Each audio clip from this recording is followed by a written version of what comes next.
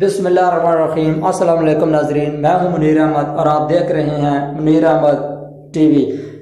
Video شروع کرنے سے پہلے نئے آنے والے ساتھیوں سے ریکویسٹ ہے کہ اگر آپ نے ہمارے چینل کو ابھی تک سبسکرائب نہیں کیا تو پلیز ہمارے چینل کو سبسکرائب کر لیں اور بیل آئیکن کو پریس کر لیں تاکہ آپ کو ہماری ہر نئی آنے والی ویڈیو کا نوٹیفیکیشن ملتا رہے۔ تنخواہ کو مہینے کی آخری تاریخ تک بچانے کا نسخہ۔ یہ واقعہ ایک سعودی نوجوان کا ہے۔ یہ اپنی زندگی سے مطمئن نہیں تھا۔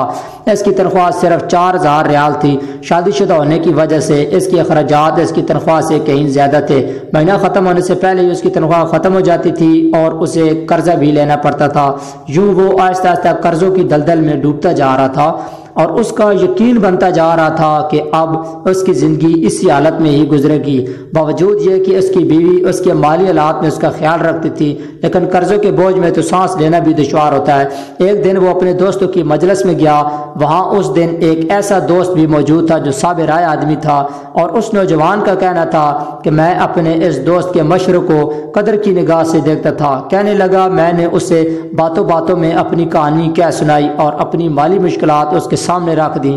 اس نے میری بات سنی اور کہا کہ میری رائے یہ ہے کہ تم اپنی تنخواہ میں سے کچھ حصہ صدقہ کے لیے مختص کرو۔ اس سعودی نوجوان نے حیرت سے کہا، جناب مجھے گھر کے خرچے پورے کرنے کے لیے قرضے لینے پڑتے ہیں اور آپ صدقہ نکالنے کا کہہ رہے ہیں۔ خیر، میں نے گھر آ کر اپنی بیوی کو ساری بات بتائی تو بیوی کہنے لگی، تجربہ کرنے میں کیا حرج ہے، ہو سکتا ہے اللہ تعالیٰ تم پر رزق کے دروازے کھول دے۔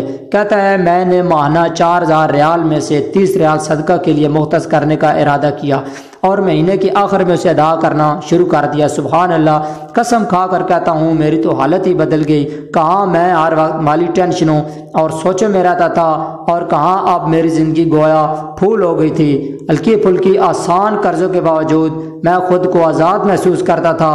ایک ایسا ذہنی سکون تھا کہ کیا بتاؤں۔ پھر چند ماہ بعد میں نے اپنی زندگی کو سیٹ کرنا شروع کیا، اپنی تنخواہ کو حصوں میں تقسیم کیا اور یوں ایسی برکت ہوئی جیسے پہلے کبھی نہیں ہوئی تھی۔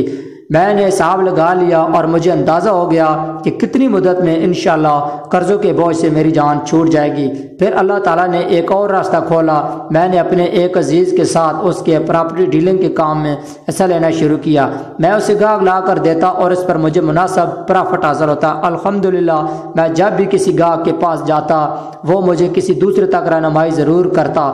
میں یہاں پر بھی وہی عمل دہراتا کہ مجھے جب بھی پرافٹ ملتا میں اس میں سے اللہ کے لیے صدقہ ضرور نکالتا۔ اللہ کی قسم، صدقہ کیا ہے کوئی نہیں جانتا سوائے اس کے جس نے اسے آزمایا ہو۔ صدقہ کرو اور صبر سے چلو، اللہ کے فضل سے خیر و برکتیں اپنی آنکھوں برستے دیکھو گے۔ نوٹ: جب آپ کسی مسلمان کو تنخواہ میں سے صدقہ کے لیے رقم مختص کرنے کا کہیں گے اور وہ اس پر عمل کرے گا تو آپ کو بھی اتنا ہی اجر ملے گا جتنا صدقہ کرنے والے کو ملے گا اور صدقہ دینے والے کے اجر میں کوئی کمی واقع نہیں ہوگی۔ سوچئے، آپ اس دنیا سے چلے جائیں گے اور آپ کے سبب آپ کے پیچھے کوئی صدقہ کر رہا ہوگا۔ ایسے ہی اگر آپ نے یہ ویڈیو آگے نشر کی، اس کو شیئر کیا اور کسی نے صدقہ دینے کا معمول بنا لیا تو آپ کے لیے بھی صدقہ دینے والے کے مثل اجر ہے۔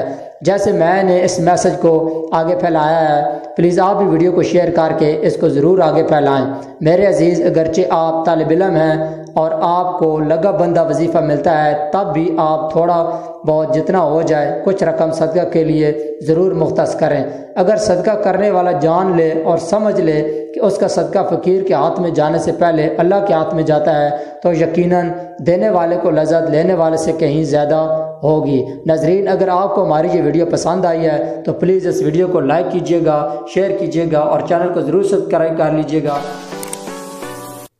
ملتے ہیں کسی نیکسٹ ویڈیو میں، تب تک کے لیے اللہ حافظ۔